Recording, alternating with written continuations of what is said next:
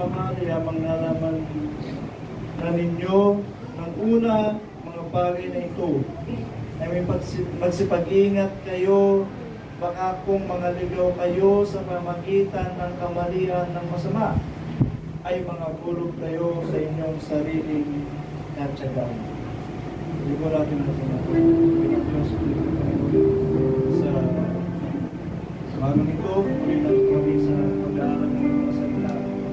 Gabayan mo kami, O Diyos, at turuan mo kami na ayon sa katwiran mo kung ano ang nararapat namin ugaliin, kung ano ang nararapat namin ipamuhay, at kung ano ang nararapat namin isipin, lalong-lalo na patungkol sa mga salita mo, O Diyos, na iyong ipinapahayag sa amin, upang kami, O Diyos, ay mabuhay ayon sa aming pananampalataya at mabuhay kami ayon sa iyong kalooban na siya mong pinagaling para sa amin. Salamat po sa lahat ng mga bagay nito. Kami, O Diyos, ay patuloy na nagpapakababa sa iyong harapan.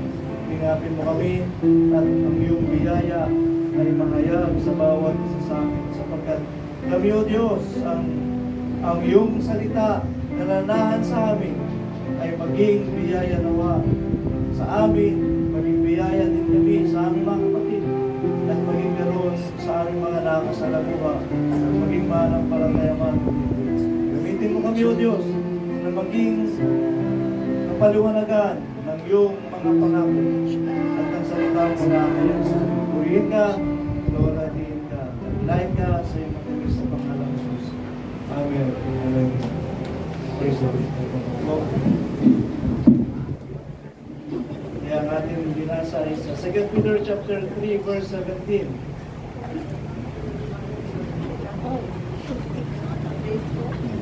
Kaya nga mga minamahal, yamang nalalaman na ninyo ng una ang mga bagay na ito. Amen. Ay magsipag-ingat kayo.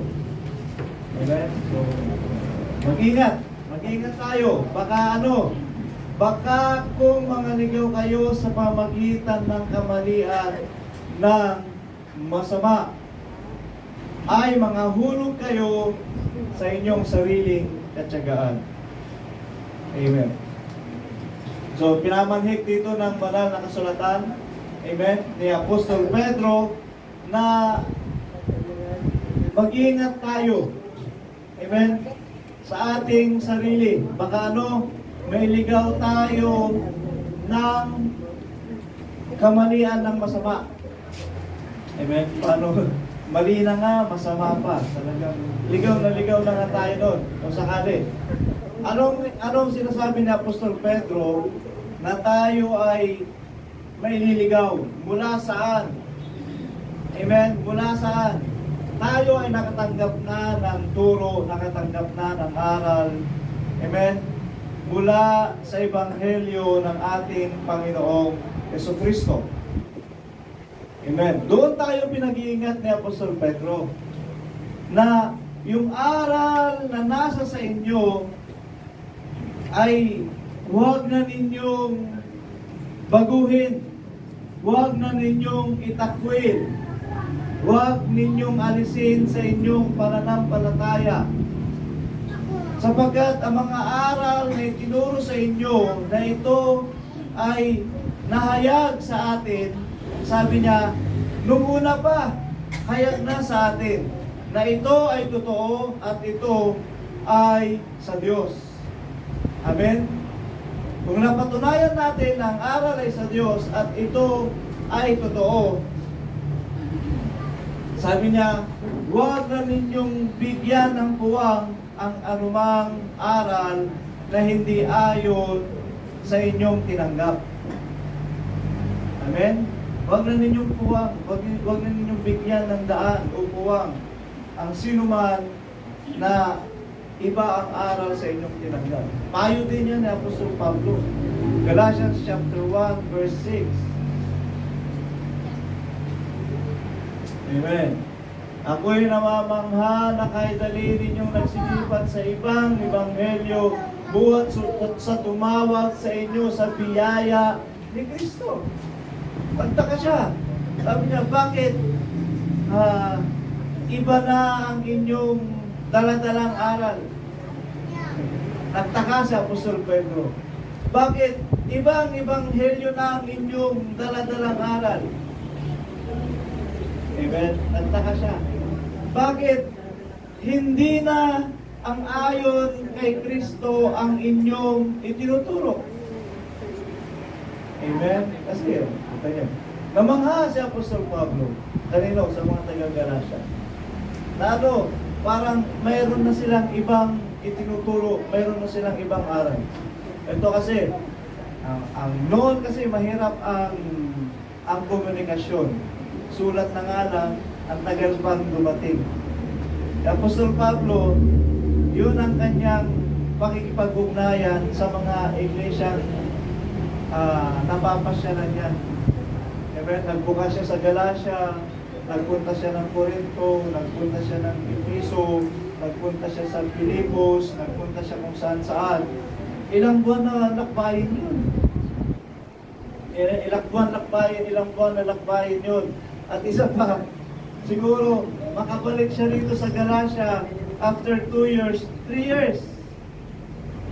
Ganon katagal siya makabalik sa mga lugar na pinupuntahan niya. Hindi kagaya ngayon. Amen? Kahit ibang sa tawid dagat ka, pwede kang makarating kinabukasan. May plano, may sasakyan. Ang bilis.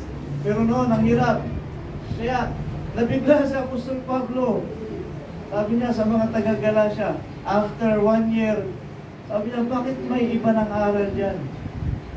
Amen. Hindi na ayon sa biyaya ni Kristo ang natatanggap nila. Amen. Yun yung ikinabigla ni Apostol Pablo. Amen. Yun din yung sinasabi ng Revelation kasi na tayo na mga mananampalataya ay ang nasa palibot natin ang hindi mananampalataya. Amen? Hindi mananampalataya. Kaya maraming mga pagdadaanan ang mga mananampalataya. Yung mga paggutya, pagdadaanan natin yan. Yung iba na gustong i-pervert yung turo na nasa sa atin, pagdadaanan natin yun. Amen? At gano'n na nangyari dito sa Galacia. Siguro may napakinggan silang ibang aral na parang totoo. Parang totoo. Pero naniwala ang Galacia. Sabi niya, ang dali ninyong nagsilipat sa aral na yan, na hindi ayon sa biyaya ni Kristo. Amen? Ano ba ang biyaya ni Kristo? Amen. Ano ang biyaya ni Kristo? Ito. Ang biyaya patungkol kay Kristo na si Kristo ay anak ng Diyos.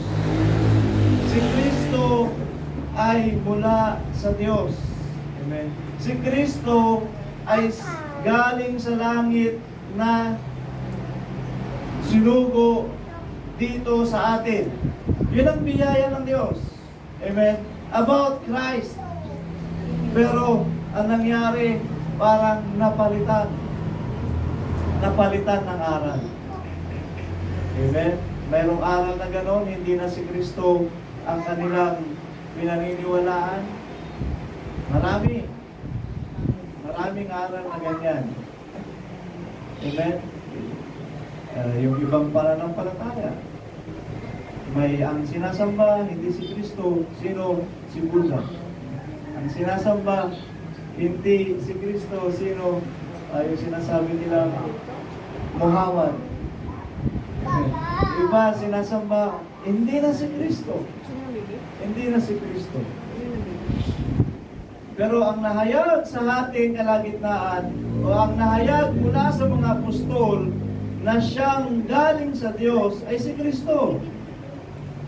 Amen? Pero marami ngayon ang pananampalataya na ang kanilang basihan ng kanilang pananampalataya at paglilingkod ay hindi si Kristo. Amen? Yun yung sinasabi dito sa talata. Ang bilis ninyong lumipad. Amen? Nahayag sa atin si Kristo. Alam ng lahat yan. Sinasabi ng iba na si Kristo, sinasabi niya, siya ay galing sa Diyos, siya ay anak ng Diyos. Maraming hindi naniwala at marami ring mga naniwala. Kaya yung mga naniwala kay Kristo, nagpatuloy sa pananampalataya kay Kristo. At ito ang tinatawag na biyaya ni Kristo. Amen? Kaya tayo, nawa, huwag tayong padala sa ibang ebanghelyo na maghihiwalay sa atin sa biyaya ni Kristo. Amen? Huwag tayong pahiwalay sa biyaya ni Kristo. Kung may mga nangangaral sa atin na hindi na si Kristo ang ipinangangaral, huwag nating tanggapin. Huwag nating tanggapin. Ingatan natin ang ating mga sarili patungkol sa mga bagay na ito. Verse 7. Tungtungan natin na ito'y hindi ibang ebanghelyo, kundi mayroong ilan sa inyo'y nagsisiligalig at nangangiibig na pasamain ang ebanghelyo ni Kristo. Verse 8. Nadagpot, kayaman kami o isang anghel na mula sa langit ang mangaral sa inyo ng anumang ebanghelyo na iba sa aming ipinangaral sa inyo ay matakwil. Kaya warning ni Apostol Pablo, sabi niya, kahit anghel sa inyo ang dumating na mangaral ng ebanghelyo na hindi ayon sa biyaya ni Kristo, huwag ninyong tanggapin. Amen? Kahit may pakpak pa yan na dumating sa inyo at ang ipinapangaral ay tao, huwag ninyong tanggapin. Amen? Pag tao ang pinapangaral, huwag ninyong tanggapin. Ang ating sinasampalatayanan sa iglesyang ito, walang iba ang ating Panginoong Jesucristo. Amen? Si Kristo ay siyang kaluwalhatian ng Diyos. Yun ang dapat. Naunawaan niyo ba yun? Si Kristo ang kaluwalhatian ng Diyos. Amen? At kung may pangangaral na iba sa ganong pahayag, huwag ninyong tanggapin. Amen? Huwag ninyong tanggapin. Huwag ninyong entertain. Si Kristo ang kaluwalhatian ng Diyos. Itanong niyan sa kanila, naniniwala ka ba na makikita mo ang kaluwalhatian ng Diyos sa mukha ni Kristo? Naniniwala ka ba na si Kristo ang kaluwalhatian ng Diyos? Tanong mo sa kanila. Naniniwala ka ba na ang Ama at ang Anak ay isa? Ay kanang nakasulat. Amen? Kung hindi nila pinaniniwalaan, huwag nating tanggapin. Okay? Yan lang naman. Yun ang basihan natin, ang Biblia. Kung ano ang itinuro sa atin ng una. At hindi lang yun, kung ano pa ang itinuro ng Espiritu ng Panginoon sa mga propeta. Amen? Sa mga propeta. Tinuturo ng Biblia, iisa ang Diyos, iisa ang Diyos, iisa ang Diyos. Amen? Nung nagsugo ang Diyos ng kanyang anak, dalawa na ba sila? Amen. Nagsugo ang Diyos ng anak. Yung anak ba, Diyos? Amen. Dalawa na ba? Pag-aralan mo mabuti ang mga bagay na yun. But sa kabuuan ng aral ng Biblia, ang Diyos ay iisa. Amen? Kahit may ama, kahit may anak, ang Diyos ay isa. Amen? Ang Diyos ay isa. At yun ang nararapat na pangangaral na marinig natin at may bahayag natin. Pag ibang aral na, huwag ninyong tanggapin. Kahit sabihin pa yan, ang amo niya magsalita parang amen. Huwag ninyong tanggapin kung iba ang dalang aral. Kaya pag-ingatan ninyo ang inyong sarili. Amen. 3:17 ulit ng 2 Peter. Okay. Yamang nalalaman na ninyo ng una ang mga bagay na ito. Amen. Ang alin? Ang pangaral patungkol kay Kristo. Hayag naman si Kristo noong kapanahunan ng mga apostol. Hayag si Kristo sa kanila. Tinanong nga sila ni Kristo, Ay, sinabi ng mga apostol, may nangangaral doon, ikaw daw si Elias, ikaw daw ang propeta, ikaw daw ay saserdote, ikaw daw si John. Amen. Ano sinabi ng ating Panginoong Kristo? Kayo, ano ang pagkakilala niyo sa akin? Sabi ng mga alagad, ikaw ang Kristo, ang anak ng Diyos na buhay. Amen? Ang anak ng Diyos na buhay.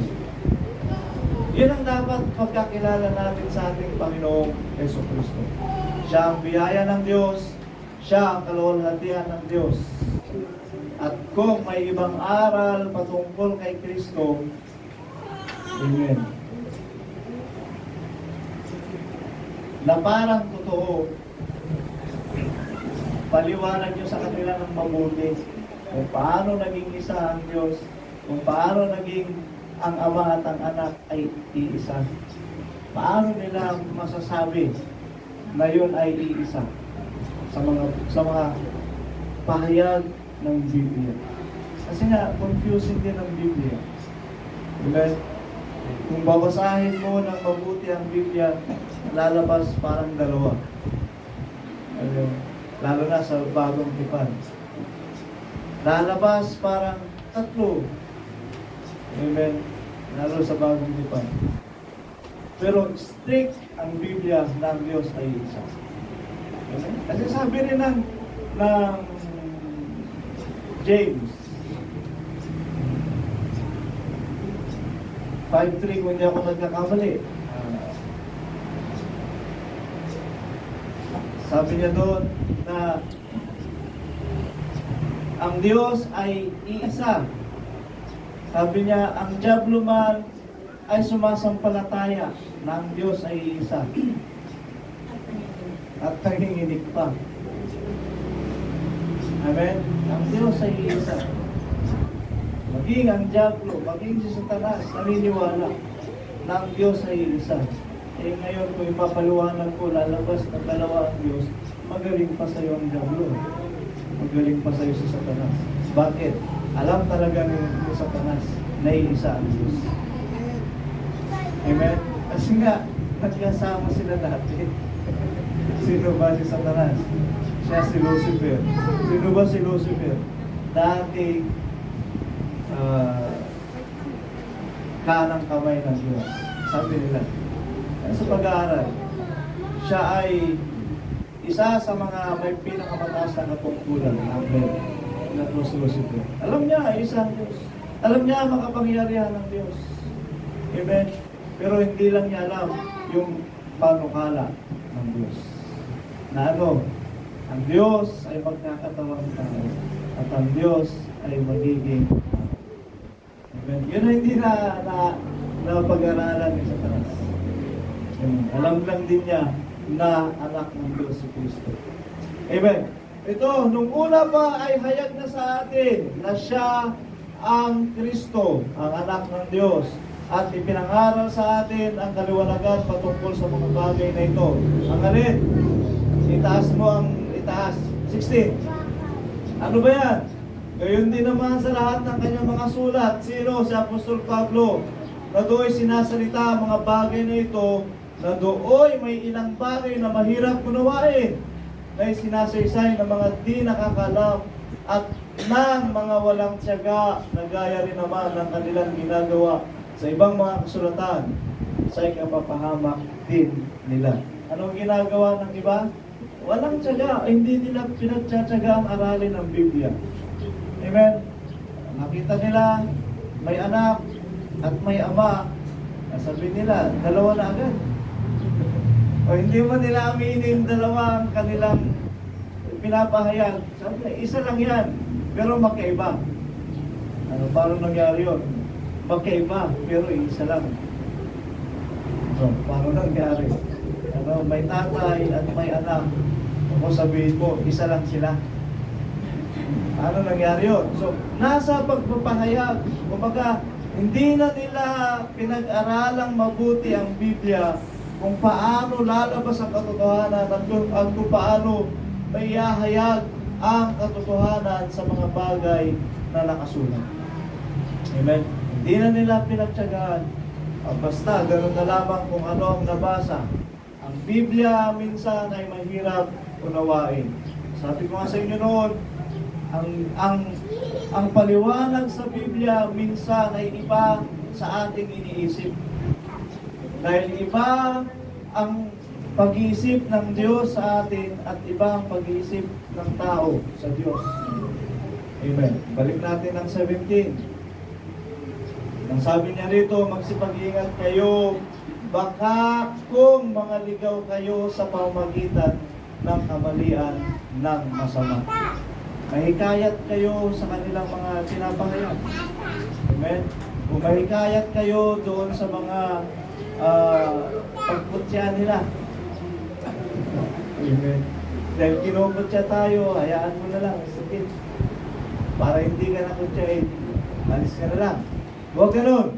Amen. Kundi sa pamagitan ng kamalian ng masama, ay sabi niya, isa pa to, ay mga hulog kayo sa inyong sariling natsagaan. Delikado rin ito.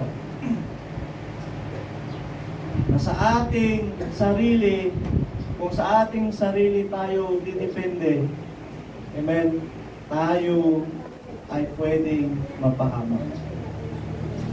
Amen, pwedeng mapahamak. Tayo binasa natin kanina, na ingatan ninyo ang inyong lubhang banal na pananampalataya na manalangin sa Espiritu. Kailangan nating manalangin sa Espiritu upang maging gabay natin. Kasi kung sarili natin ang masusunod,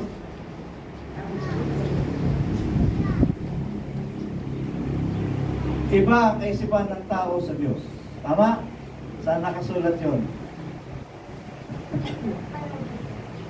Sino nakakalam? Memory verse yan. 55:8 ng Isaiah.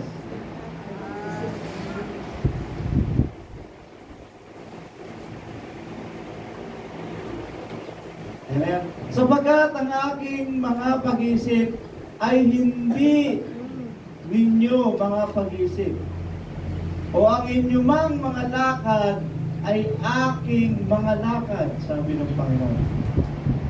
For my thoughts are not your thoughts, and my ways are not your ways.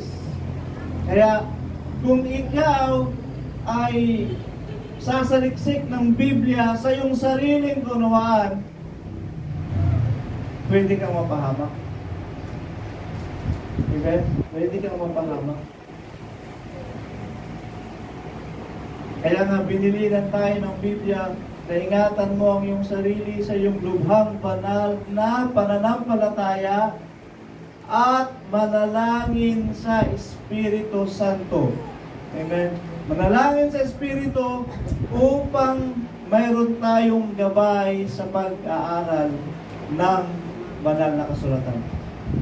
Amen? Ano ba ang trabaho ng Espiritu Santo? First John 14:26.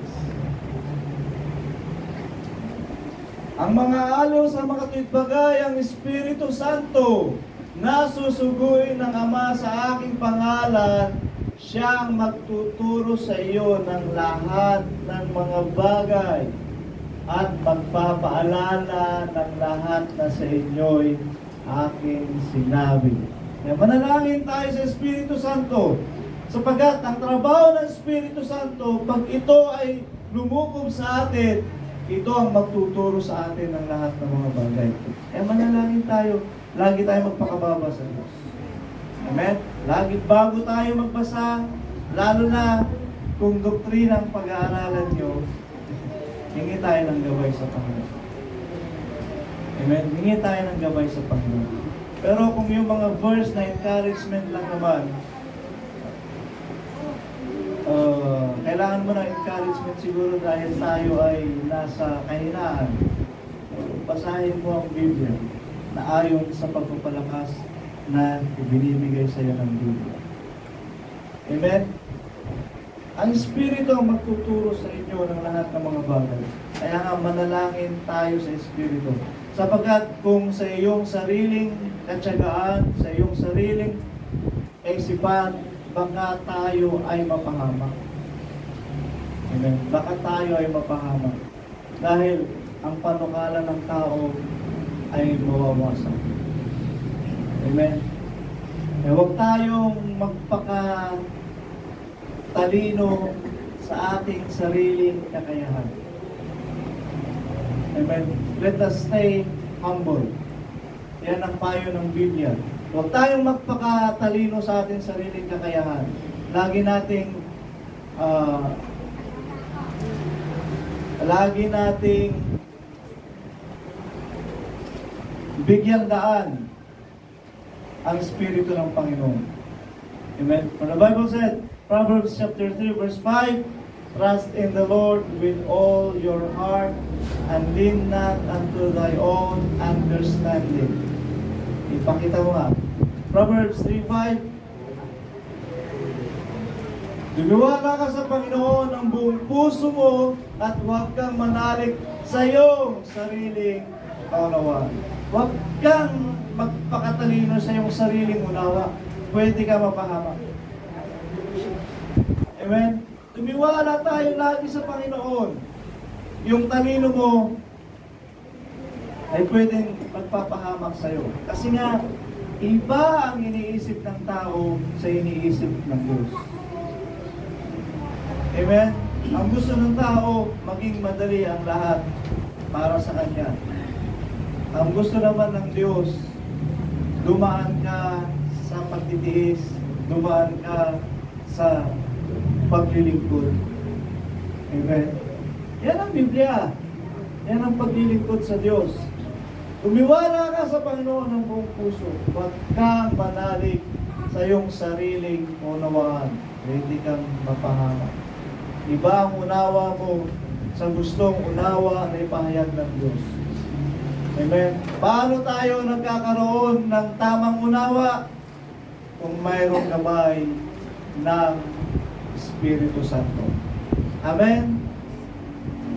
Darating ang tamang unawa kung mayroon tayong gabay ng Espiritu Santo. Verse 6. Ilalanin mo siya sa lahat ng iyong mga lakad at kanyang ituturo ang iyong mga landas. In all your ways acknowledge Him, and He shall direct your path. Amen? Memory verse na naman, bata pa kami, memory verse na yan. Tumiwala ka sa Panginoon ng iyong buong puso at huwag kang manalig sa iyong sariling unawaan. Kilalanin mo siya sa lahat ng iyong mga lakad at kanyang ituturo ang iyong mga landas. Amen. Huwag tayong tumiwala sa ating sariling kaunawaan. Genesis chapter 18 verse 21. May pahayag ang Biblia. Bababa ako ngayon. 8. Genesis 8:21. At sinamyo ng Panginoon ang masarap na amoy at nagsabi ang Panginoon sa sarili, hindi ko na muling susumpain ang lupa dahil sa tao, sapagkat ang haka ng puso ng tao ay masama mula sa kanyang pagkabata. Hindi ko na muling lilipulin pa ang lahat na nabubuhay na gaya ng aking ginawa. Amen. Ito yung palatandaan nung lumitaw ang bahaghari. Sinabi ng Diyos, hindi na niya lilipulin ang mga tao sa pamagitan ng baha. Amen. Kumbaga, ano ang nasabi ng Panginoon? Nasabi niya, ang haka ng puso ng tao ay masama mula sa kanyang pagkabata. Amen.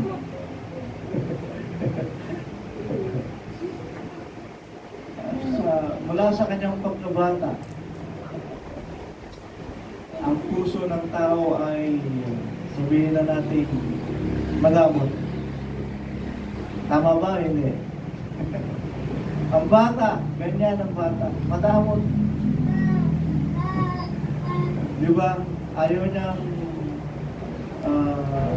i-share yung kanyang mga laruan. Gusto niya sa kanya lang lahat ng laruan. Amen?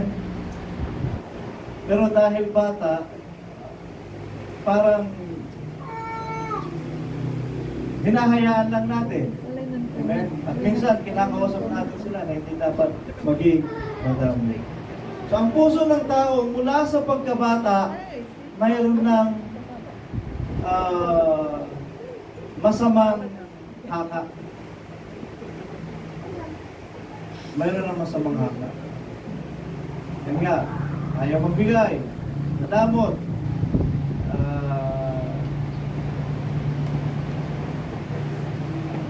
ano pa ba? Hindi tayo bata eh. Pero pansin niyo ba mga bata? Meron talagang masamang haka. Mayroong hakang hindi maganda. Mula pagkabata. Amen? At sa mga magulang, pag nakita natin yun, ituwid na natin.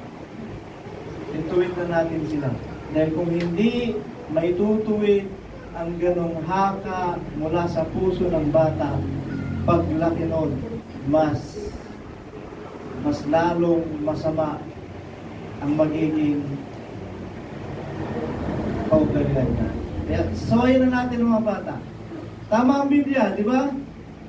Tama ang Biblia. Mula ang pagkabata, ang puso ng tao ay may hakang hindi na naayon sa katuwiran ng Diyos. Kaya turuan natin ang mga bata, sawayin natin sila, ituwid natin kung ano ang tama, yun ay ipakita natin sa kanila. Yun ang nararapat. Amen. Yun ang ating pangyarihin. And ito pa,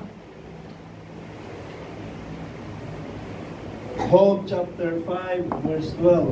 Job 5:12. Kanyang sinasayang ang mga katha ng mapagkatha ni anupat hindi maisagawa ng kanilang mga kamay ang kanilang panukala. Ang katha ng tao, minsan gusto niyang gumawa ng malaking bagay, higit pa sa kanyang minanasa. Amen. Yan ang tao. Hindi makontento. Kakatha siya ng malaking bagay na higit pa sa kanyang nasa hanggang sa yung kanyang gusto ay wala na. Isa yung kapapangamak niya. Mayroon sa Biblia, naghaka, nagpanukala ng isang bagay, pero naging pagkawasak sa kanila. Amen? Si Nimrod. Sino si Nimrod? Sino si Nimrod? Kilala nyo? Siya yung naghaka o nagpanukala ng Tore ni Babel. Amen? Pinanukala niya, siguro, kunumbinsin niya mga tao, gawin natin itong Tore at umakyat tayo sa langit. Amen? Ginawa nila, pero ano ang nangyari? Hindi nagustuhan ng Diyos. Pinangalat sila ng Diyos. Binigyan sila ng iba't ibang salita dahil hindi nga yun ang kalooban ng Diyos. Amen? Hindi yun ang nasa ng Diyos para sa tao, pero yung nasa ng tao yung nasa ng tao ang kanyang ginawa. Nung ginawa ng tao ang kanyang nasa, pinangalat tuloy sila ng Diyos. Amen? So, do not lean unto your own understanding. Amen? Hingin natin lagi sa Diyos kung ang ating daan kung ang ating mga kalooban, kung ating mga plano ay nararapat para sa Kanya. Ang haka ng tao, sabi pa nga ng susunod, ang haka ng tao ay babagsak. 17:11 ng Hope.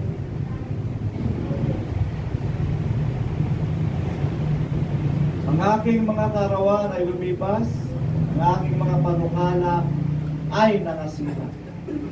Ang kanyang panukala nasira. Sa mga bagay, ang mga puso ay ang mga akala ng aking puso. Wala. Ang lahat ng linasa ng kanyang puso na ginawa niya, lahat ay naging walang kabuluhan. Naging walang kabuluhan. Baka ang iba doon ay sa ikinapahamak pa niya. O hindi man siya ang napahamak, yung kanyang ibang mahal sa buhay. Amen?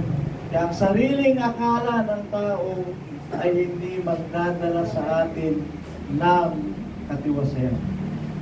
Hindi. Kita nyo yung mga mayayaman, nagawa nila ang gusto nilang gawin.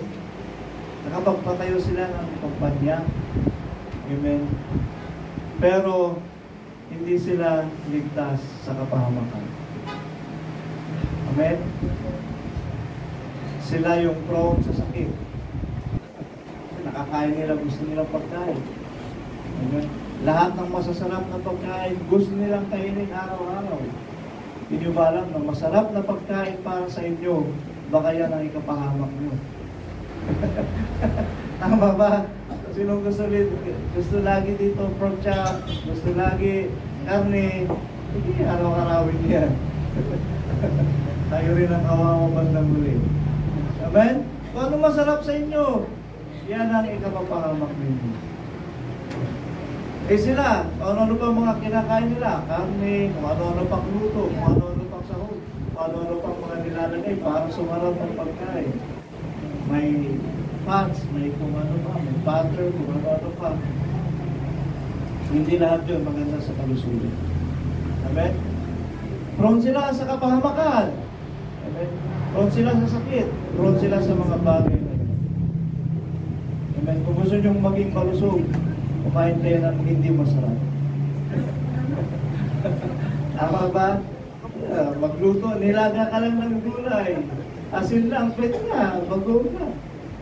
Masarap ba yun? Parang hindi. Pero pagtyagaan mo, lalakos ang katawan mo. Amen. Lagyan mo ng bitchin, lagyan mo ng magic sarap. Masarap kunti, pero may halo na yun. Iba na yun. Amen. Salamat sa Diyos. Meron tayong mga bagay na ito. Kaya lahat ng akala ng tao o panukala ng tao na kanyang ginawa, na nagawa niya, ito lahat, sabi ng Biblia. Si Job mismo, sabi niya, lahat ito ay nangasira. Paano nangasira? Naging walang kabuluhan para sa kanya. Unang-una, ano ang ibibigay sa iyo noon? Kayamanan. Nadami ang pera mo. Pero ano ang dulot ng salapi? Sabi ng Ecclesiastes, sa pagdami mo ng salapi, dumadami din ang kamag-anak mo. Tama ba? Dumadami ang pag-aari mo, ay lalong dumadami ang kamag-anak. Nagpapakilalang kamag-anak. Bakit? Gusto siguro ampun ng punte. Sabi ng Biblia yan, Ecclesiastes, sa pagdami ng iyong kayamanan, sa pagdami din ng iyong mga kamag-anak. Amen. Ano ay dudulot ng pinagpagalan mo? Pera. Amen. Kaso, ang pera, pag hindi nahawakan ng mabuti, anong sabi ng Biblia? The love of money is the root of all evil. Diba? Pera. Pag nandun na nakatawa ng puso mo, wala na. Magiging daan na siya para ikaw ay maging masama. The root of all evil. Amen? Ang pag-ibig sa salapi ay, ano Tagalog doon? Ha? Ay ugat. Turod lang, hindi ko maisip. Ay ugat ng kasamaan. Ang pag-ibig sa salapi. Yan ang dulot ng salapi. Yan ang panukala ng tao. Gusto niya yumaman. Gusto niya. Okay. Ano pang itutulot ng salapi? Ng maraming salapi? Pag nawala ka, pag-aawayan yan ng mga naiwan mo. Yan ang salapi. Amen? Mabuti sana kung mayroon tayong control sa mga salapi niya. Okay. Si Job, ang sabi niya, lahat ng kanyang panukala na ginawa, lahat ng ito ay naging walang kabuluhan. Lahat ng ito ay nangasina. Amen? Kaya, siguro, tama din yung parang naisip ko nung nakaraan, ay pinahayag ko sa inyo. Amen? Na wala dito sa church, wala sa atin, yung nagmamayari ng isang kumpanya na napakayaman. Wala. Kasi nga, mahirap ang isang mayaman na pumasok sa kaharian ng Diyos. Amen? Dito sa atin, talagang yung mga pinili ng Diyos, yung mga pinirang ng Diyos, yung mga tinawag ng Diyos, ay meron sila sapat lang kung sa anong pangailangan at kung anong meron lang. Amen? At payo din ang Biblia, let us be contented with what we have. Job chapter 33, verse 17. Okay. Upang luhalay ang tao sa kanyang panukala at ikubli ang kapanaluan sa tao. Amen. Simulan natin sa 12. Sabi niya, narito ako'y sasagot sa iyo. Dito'y hindi kaganap sapagkat ang Diyos ay dakila kaysa tao. Tama naman. Kaya ang tao ay hindi magiging ganap sa kanyang sarili. Maliban na lamang kung meron siyang patnubay ng Espiritu ng Diyos. Hindi tayo magiging ganap sa ating sarili. Kahit anong sikap na gawin natin, kahit gawin mo lahat ng mabuti na alam mong mabuti para sa iyo at para sa kapwa, sikapin mong gawin lahat yon, hindi ka magiging ganap sa iyong sarili. Ano ibig sabihin? Hindi mo magagawa yun ng ganap, ng perfect. Tingnan mo yan sa English. That's perfect. I just. Behold, in this thou art not just. I will answer thee that God is greater than man. Okay? Just. Balik sa Tagalog. Sa ibang salita kasi, sa ibang Tagalog, ay sa ibang English, yung ganap is perfect. O sakdal. Okay? So, hindi tayo magiging ganap sa ating sariling kakayahan. Ang Diyos ang magsasabi sa atin kung tayo ay inaring ganap ayon sa kanyang salita. Okay, 13. Tuloy natin. Next. Bakit ka nakikilaban sa kanya? Sapagkat hindi siya nagbibigay alam ng anuman sa kanyang mga usap. 14. Sapagkat ang Diyos ay minsang nagsasalita. Oo. Makalawa, bagamat hindi pinakikinggan ng tao. Ay ipag-usap ang tao. Amen. Not once, but twice. Amen. Next, 15. Sa isang panaginip, sa isang pangitain sa gabi, pagka ang mahimbing na pagkakatulog ay nahuhulog sa mga tao, sa mga pagkakatulog sa higaan. Isang pangungusap din ng Diyos yun sa tao. Panaginip, pangitain. Amen? 16. Kung magkagayoy, ibinubukas niya ang mga pakinig ng mga tao at itinatatak ang kanilang turo. Amen? Itinatatak ang kanilang turo. 17.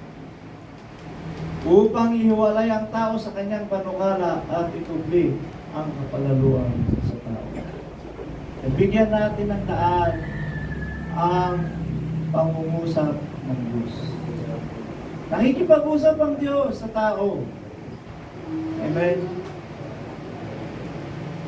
Pero, hindi na sa pangungusap na salita ng Diyos mismo yung marinig mo. Hindi na. Amen? Sa paanong paraan nakikipag-usap ngayon ng Diyos? Mula sa Biblia. Amen? Biblia.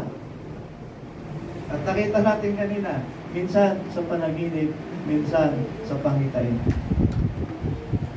Bigyan natin ng daan ang pangungusap ng Diyos sa atin.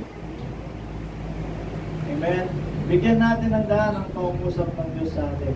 Upang ihiwalay tayo sa ating mga lasa. Ihiwalay tayo sa ating mga kapalaluan. Dahil ang pag-isip ng tao ay sabihin na lang natin, ang isip lagi niyan. Diba? Aminin natin, ang lagi nating nasa isip, pera. Tama ba? Sino hindi? Tama ba? Kasi kailangan natin to survive. Amen. Pero yun nga lang, let us be contented in what the Lord has given us. Amen? Huwag kang padaya sa iyong sariling haka patungkol sa salapi. Kasi kung sarili mong masusunod, bigyan ka ng pagpapala ng Diyos. Kung sarili mong masusunod, dublihin pa. Yan ang puso ng tao. Diba? Dublihin pa. Kasi maraming gusto ang tao. Bukod sa maraming pangailangan ng tao, maraming gusto ang tao. Yan ang tao. Amen? Yan ang tao. Pero kung pangangailangan mo lang ang bibigyan mo ng provision, sapat na yung pagpapala ng Diyos. Kung yung pangangailangan mo lang, ano ba ang pangangailangan mo? Pakakain, magkaroon ng bahay, mabigyan mo ng edukasyon na sapat ang iyong mga anak. Yun lang nararapat. Yun lang ang kailangan ng tao. Amen? Pero dahil maraming gusto ang tao, ayan na. Kaya, yung pagpapala ng Diyos, nagiging kulang. Amen ba? Kaya, huwag tayong maging panalo sa ating sarili. Hindi yun nais ng Diyos. Ang kapalaluan. Hindi nais ng Diyos. Amen. Ito na lang. Lagay na lang natin sa isip natin. I-provide na lang natin ang ating mga pangangailangan. Huwag yung mga gusto natin. Huwag yung gusto natin lang. Dahil hindi sasapat ang pagpapala ng Diyos. Kung pati yung mga gusto natin ay bibigyan natin na tayo. Hindi sapat. Hindi magiging sapat. Next.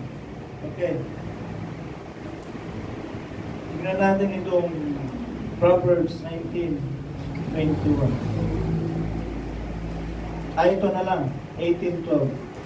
Ito muna. 18:12. 18:12 ng Proverbs.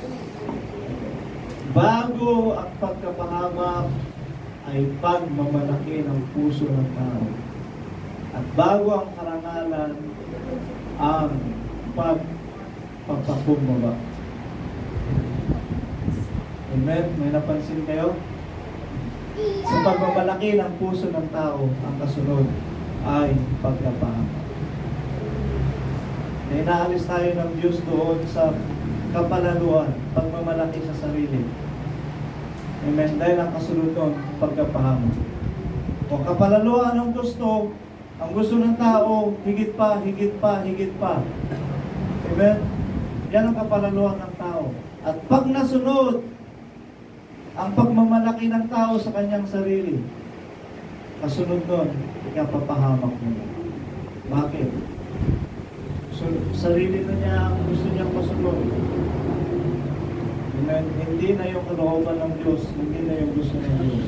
Kalooban ng Diyos, gusto ng Diyos, magkaroon tayo ng pagkakataon upang sambahin siya, purihin siya, luwalhatiin siya. Pero ikaw dahil hinahabol mo ang salapi, kahit yung isang araw na yon hindi mo na maibigay sa Diyos. Kasi, doble ang kita. Minsan, triple ang kita. Amen? So, ano ang kasunod ng pagmamalaki ng puso ng tao? Sa kapahamakan. Pero, ang may pagpapakababang puso, ano ang susunod sa kanya? Karangalan. Amen? Karangalan.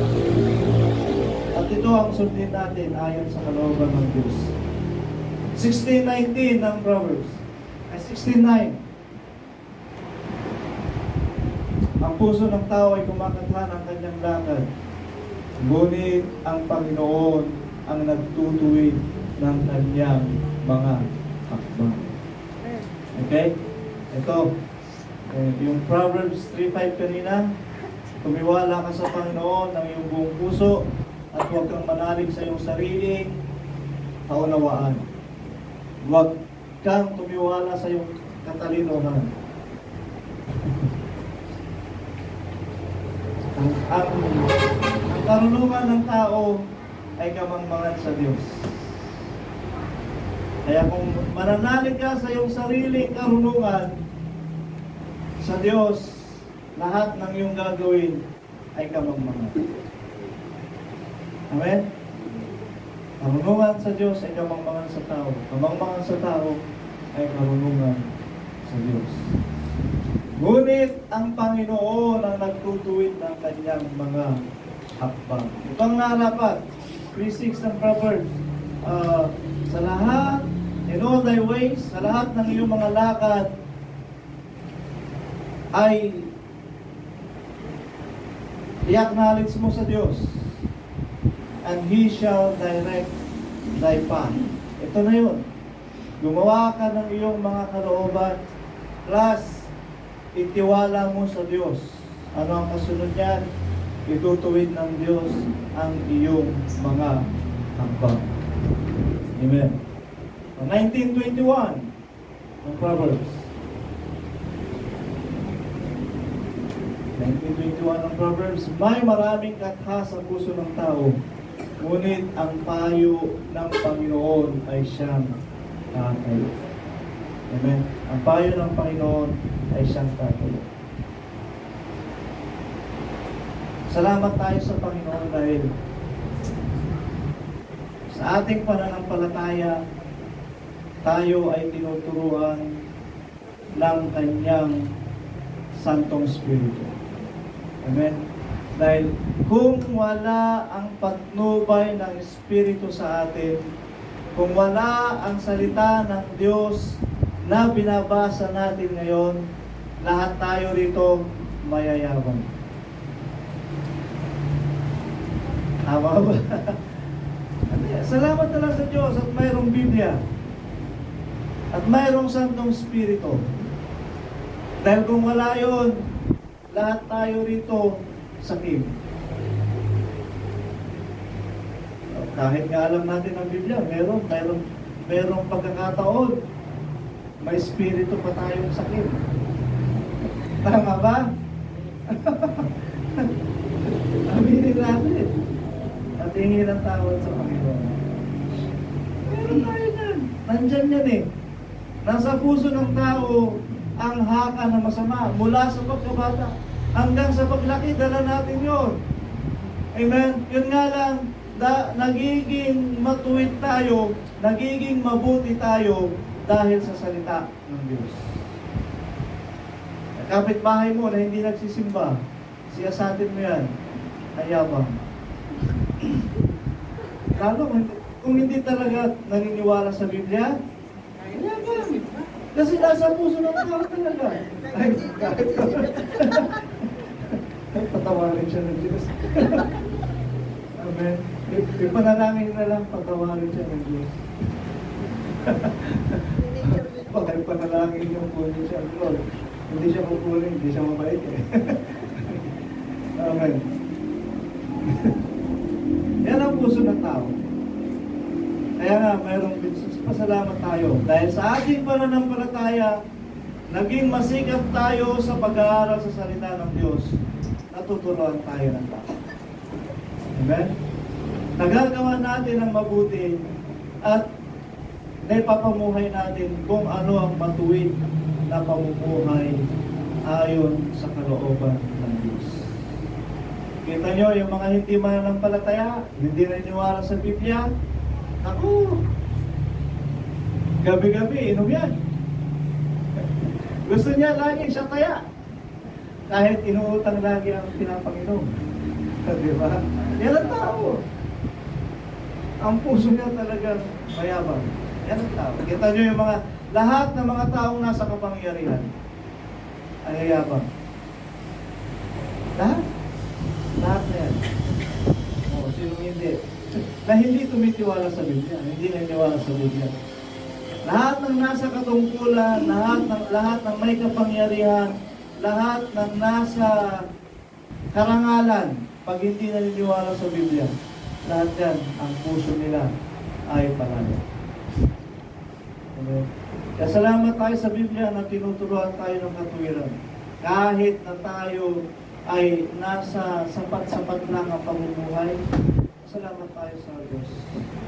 Amen. Pasalamat tayo at mayroong Biblia na nagtutuwid sa atin. Dahil kung wala ang Biblia na nagtutuwid sa atin, baka mamaya, isa na kayo dyan sa mga may sakit dahil sa kayabangan, alak tsaka sigarilyo lagi ang hawak. Diba? Pagmumula ng sakit, mga bagay nito. Pagmumula ng sakit, ang lahat ng ito. Kaya salamat sa Panginoon at tayo ay tinuruan ng kanyang mga salita. Sa salita niya ang mananayo at dapat sa atin salita ng Diyos ang masunod. Amen. Pero ganun pa rin ang isip ng Diyos ay iba sa isip ng tao. Paano magiging isa ang isip ng Diyos sa tao? Para sabihin natin na ang gusto mo ay siyang kalooban ng Diyos. Para masabi mo na ang gusto mo ay siyang katuwiran ng Diyos. Kasi nga, iba ang kaisipan ng tao at iba ang kaisipan ng Diyos. My thoughts are not your thoughts, my ways are not your ways. Mayroon pa yan, 29:11 ng Jeremiah. 29:11. Sapagkat nalalaman ko ang pag-iisip na aking iniisip sa inyo, sabi ng Panginoon, mga pag-iisip tungkol sa kapayapaan at hindi tungkol sa kasamaan, upang bigyan kayo ng pag-asa sa inyong huling wakas. Amen? Para tayo magkaroon ng magandang kawakasan, ng magandang kwento sa buhay natin, hayaan natin ang pag-iisip ng Diyos ang masunod sa atin. Amen? Mabuting wakas, happy ending, and they live happily ever after. Yan ang happy ending. Pero kung ang ending ng buhay mo ay napahamak dahil sa sakit, hindi masaya, di ba? Hindi masaya. Siguro, masaya yung mga kaaway mo. Pero ikaw hindi. Ang kwento ng buhay mo hindi masaya. Paano magiging masaya ang kwento ng buhay natin? Hayaan natin na ang pag-iisip ng Diyos ang masunod sa atin. Ang kalooban ng Diyos ang masunod sa atin. Amen. Ano bang dulot ng kaisipan ng Diyos para sa atin? Kapayapaan. Amen. Hindi tungkol sa kasamaan. At ano pa? Bigyan tayo ng pag-asa. Yan ang kaisipan ng Diyos para sa atin. Ang Diyos ang may ibig ng lahat ng tao ay mga ligtas at makaalam ng katotohanan. Yan ang Diyos. Ayaw niyang mapahamak tayo. Gusto niya maligtas tayo. At malaman natin ang kanyang mga salita upang tayo ay maligtas. Amen. Upang tayo ay maligtas. To give you an expected end. Sabi niyo doon. Amen.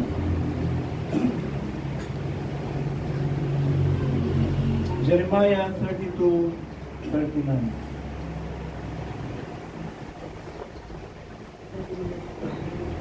At bibigyan ko sila ng isang puso at ng isang daan upang sila'y matakot sa akin magpakailanman sa ikabubuti nila at ng kanilang mga anak pagkamatay nila. Amen. Ito ang maganda. Kaya nga, dahil sa salita ng Diyos, binigyan tayo ng isang puso at ng isang daan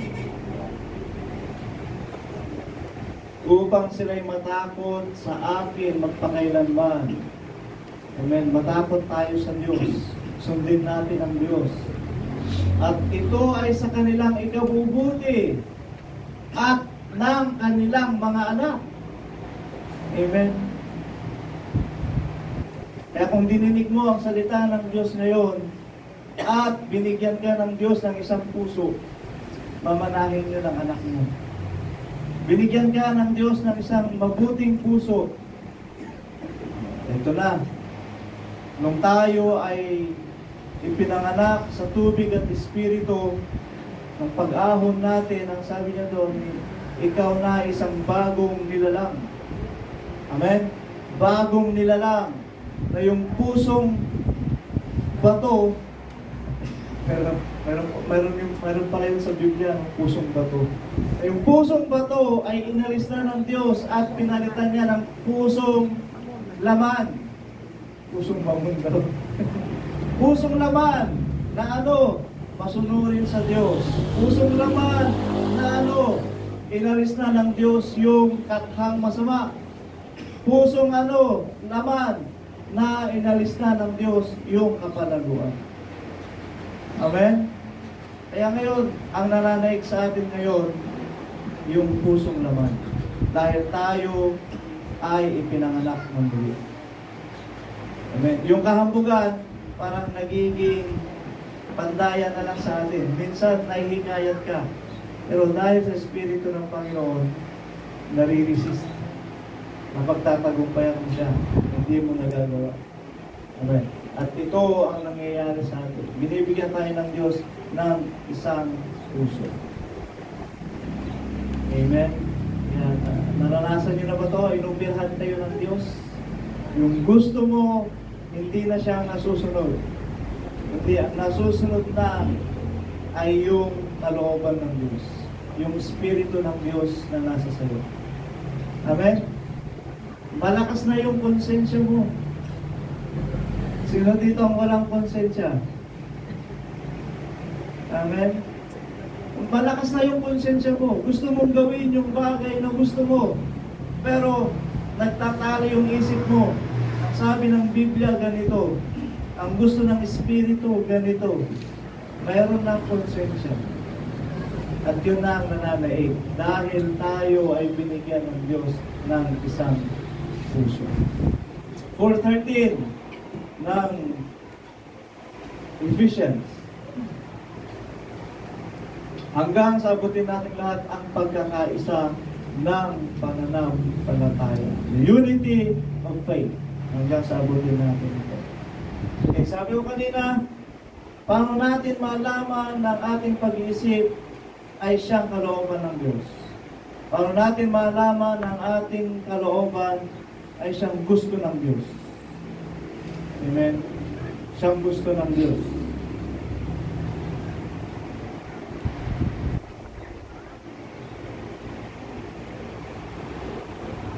First Corinthians.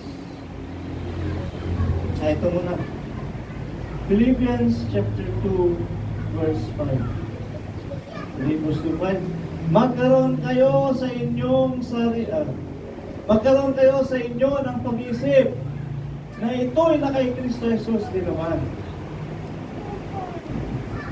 Ito, isipin ninyo. Parang ang gusto ninyo ay maging ayon sa kalooban ng Diyos. Isipin ninyo ang mga bagay na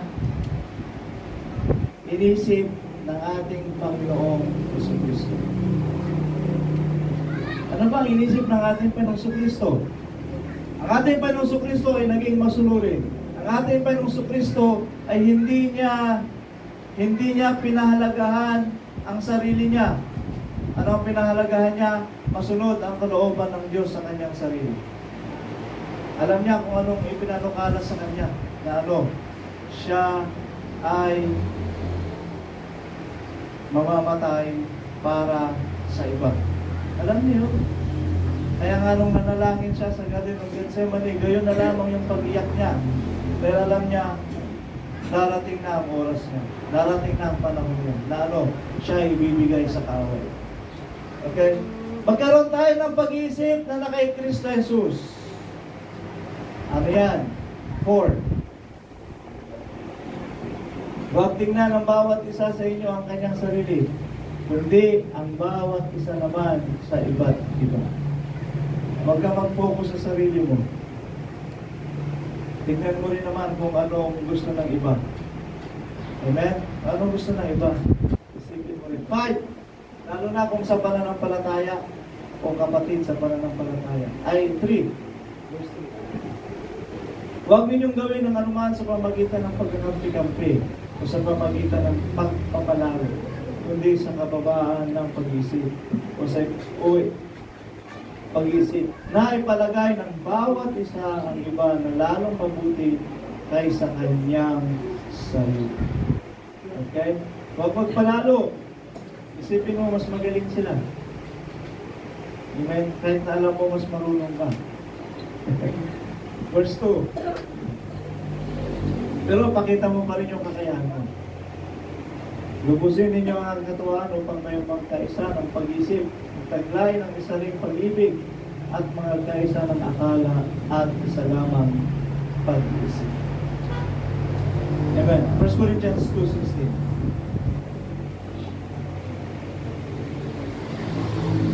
Sapagkat sinong nakakilala ng pag-iisip ng Panginoon upang siya'y turuan niya, dapat nasa atin ang pag-iisip ni Kristo. Amen? Nasa atin ba ang pag-iisip ni Kristo? Amen? O hindi? Isa lang naman yan. Naunawaan niyo ba ang Biblia? Ito ang salita ng Diyos. Siyempre, pag sinalita ng Diyos, inisip niya ito. And this is the Word of God. Kung naunawaan natin ang Biblia, nasa atin ang pag-iisip ni Kristo.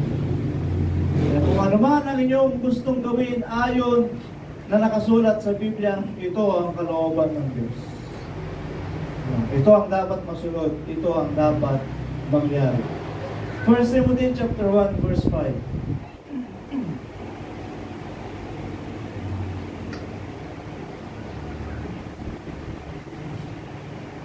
Ngunit ang kinauwian ng bilin ay ang pag-ibig na nabubuhat sa malinis na puso at sa mabuting budhi at sa pananampalatayang hindi paimbabaw. Amen? Meron pa rin palang pananampalatayang paimbabaw.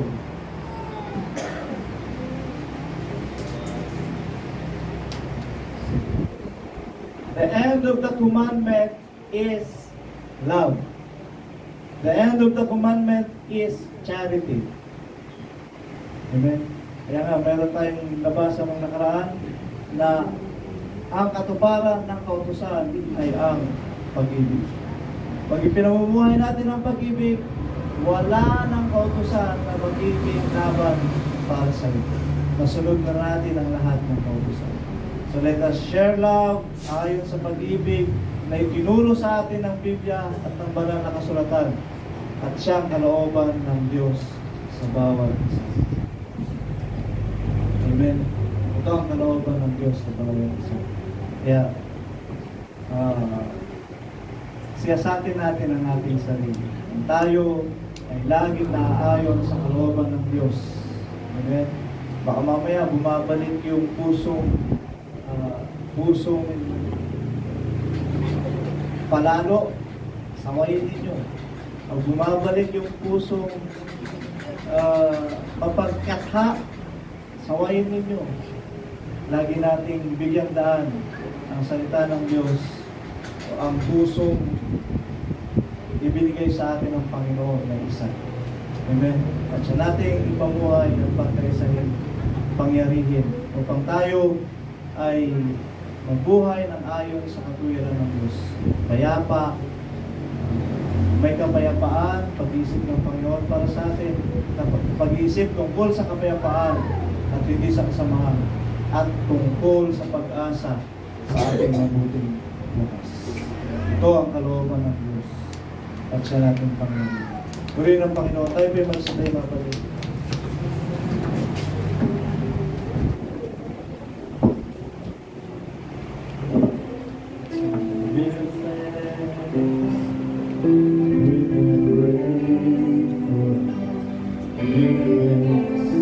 Tutulog sa pagmamahal ng Diyos, purihin ng Panginoon sa haring ito. Panginoon, salamat sa pagmamahal, salamat sa mga salamat sa mga salita mo, Diyos, na patuloy mo sa aming ipinahayag at ipinaunawa. Lahat ng ito, Diyos, ay para sa ikasasagana namin. Kasaganaan patungkol sa Espiritu at hindi tungkol sa laman nito, sapagkat ang aming pananampalataya ay magtutulog sa amin ng katibayan at ng kaligtasan ng aming mga. Salamat po at minumulat po kami sa pag-asang ito na kinakailangan namin ingatan ang aming mga sarili na huwag kaming tumiwala sa aming sariling katyagaan, huwag kaming tumiwala sa aming sariling kaunawaan, sapagkat ang kaisipan ng tao ay pwede magpahamak ng kanyang kaluluwa at ito, Diyos, ay hindi magdadala sa amin ng katuwiran. Salamat sa iyong mga salita. Salamat sa Santong Espiritu na sa amin ay patuloy na gumagabay at nagtuturo sa amin ng mga dapat namin gawin. O Diyos, panaganahin mo sa amin ang Espiritu Santo na nag-uudyok sa amin ng mabuting gawa kung ano ang dapat namin gawin at ipamuhay upang kami sa iyong harapan, O Diyos, ay maging karapat-dapat at hanggang sa aming pananatili at sa aming pananahan sa iyo, kami, O Diyos, ay maging ganap at maging sakdal sa iyong harapan. Na hindi kami nagiging ganap at sakdal sa aming sariling kakayahan, kundi sa pamagitan ng iyong Santong Espiritu at ng iyong mga salita. Kaya mo kami binibilang, O Diyos, na matuwid at pinagpala. Salamat po sa lahat ng ito. Ingatan mo ang mga kapatid na ito sa kanilang mga gagawin sa araw-araw ng kanilang pamumuhay. O Diyos, ibinibilin ko sila sa iyo at sa iyong kapangyarihan ay manahan kami, Panginoon. Ilayo mo sila sa kapahamakan. Ang mga hanap buhay na kanilang tinatrabaho, Lord, ay maging biyaya at pagpapala para sa kanila. At anumang bagay na gawin ng kanilang mga kamay, nawa, O Diyos, ay maging pagpapala para sa lahat. Salamat po sa iyong kabutihan. Salamat po sa iyong magandang loob. Ang iyong magandang loob na sa amin ay nanatili magpakailanman. Kaya, Panginoon, salamat po sa lahat ng bagay nito. Ingatan mo ang mga kapatid nito sa isang lingkong muli may pagbaka na kanilang gagawin para sa kanilang pamumuhay, sa kanilang mga hanap buhay. Ingatan mo po, Panginoon. At anuman ang kanilang mga balangin gawin, ikaw nawa magtuwid ng kanilang mga hakbang sa pamagitan ng iyong Espiritu Santo na patuloy na gumagabay sa amin.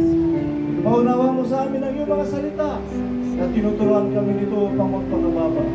Paunawa mo sa amin, O Diyos, ang iyong kalooban na gawin ang nararapat ayon sa katuwiran, sa kapayapaan at sa pag-asa ng bawat isa. Panginoon, ang iyong Santong Espiritu na kanilang taglay ay nawa hanggang sa kanilang pag-uwi ay sumaka nila, O Diyos, na pinapatnubayan at nananahan sa pag-ibig na iyong pinapangyan. O Lord, pinupuri ka namin at pinuluan natin kapag tagumpayin mo muli ang bawat isa sa amin isang linggong darating sa unang pagpapala at ng iyong biyaya. Salamat po sa iyong magandang loob sa pangalan ni Jesus. Amen and amen. Diyos, ang biyaya ito, mapanalapin,